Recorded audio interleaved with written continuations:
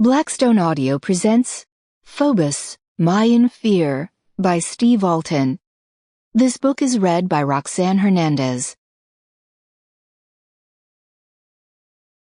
For my father, Lawrence Alten, in loving memory, and for my friend and literary manager, Danny Barrer, with love and respect. Author's Note: Phobos is the third book in the Mayan doomsday prophecy series that began with the release of Domain in 1999 and continued with Resurrection in 2004. Back in 1999, few people knew about the 2012 prophecy, and fewer still probably cared. Nevertheless, over the years I have often been asked, do you think humanity will really end on the winter solstice of 2012? My answer is always to explain that either a natural disaster, asteroid strikes, Yellowstone caldera erupts, or man-made threats, biological weapons, see Fort Detrick and Battelle Labs, could do the job.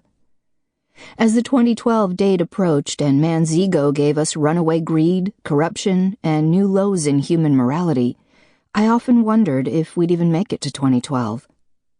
Phobos simply scares me. Had I known about this very real threat when I penned Domain, I would have written the book you now hold in your hands back then. But this threat didn't exist back then, and ultimately the series is better for it.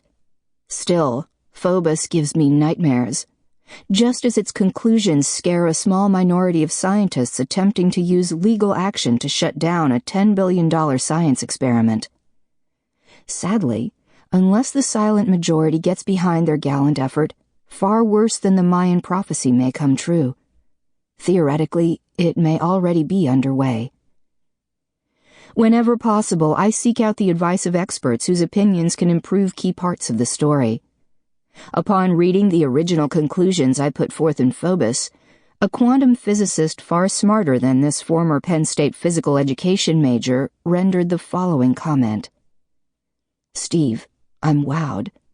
Aside from the storyline a la CERN Hadron, if your scenario were a naturally occurring phenomenon, and I perceive that very well might be fact, then the posit that your description makes is indeed the very process of planetary expansion, with the monster rather becoming a quasi-white hole, aka balanced gray hole, core star, making the very planet a version of a plasma-breach trans-dimensional bleed-through reactor. And these reactors do exist. And the super collider... Sample complete. Ready to continue?